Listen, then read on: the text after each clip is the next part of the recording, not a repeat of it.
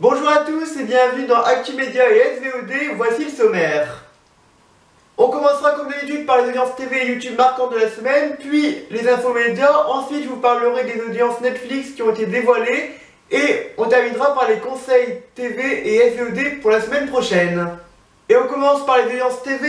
Vendredi à 22h40 sur France 2, c'était The Artist, animé par Nagui. C'était une émission qui était d'abord programmée chaque samedi à 20h40, mais face aux audiences qui étaient faibles, France 2 avait décidé de mettre l'émission maintenant le vendredi en deuxième partie de soirée. Dans cette nouvelle case horaire, cette émission est encore un échec. Seuls 530 000 téléspectateurs étaient au rendez-vous, ce qui représente 5,2% du public. En face, TF1 a réuni près de 3 millions de téléspectateurs avec Danse avec les stars, la suite. Cette semaine était marquée par le retour de C'est Canteloup, animé par Alexandra Sublet et Nicolas Canteloup, qui est diffusé du lundi au vendredi à 21h sur TF1. Le retour a réuni 4 620 000 téléspectateurs, soit 19,9% du public.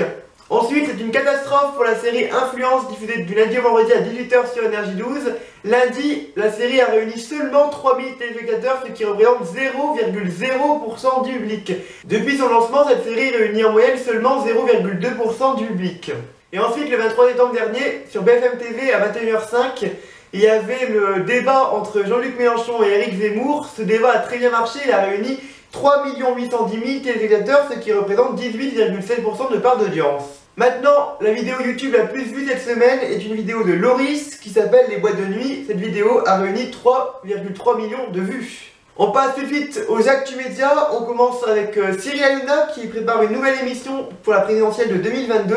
Cette émission devrait s'appeler Déjà à vous de voter. Dans cette émission, 200 Français et 4 éditorialistes seront installés face à un candidat à l'élection présidentielle. Ensuite, Netflix a acheté son premier studio de jeux vidéo, Night School Studio. C'est une société de jeux vidéo qui a été fondée en 2014. Elle est notamment connue pour avoir créé le jeu Oxenfree en 2016. Puis dans le reste des informations médias, TF1 et France Télévisions réclament plusieurs millions d'euros à Canal+ pour avoir diffusé des films en clair durant le premier confinement.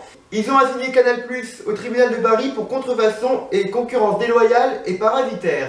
Et pour terminer, on a appris cette semaine le retour de 2 séries à succès. La première, c'est Capitaine Marlowe qui revient sur France 2 le vendredi 22 octobre à 21h05 en inédit.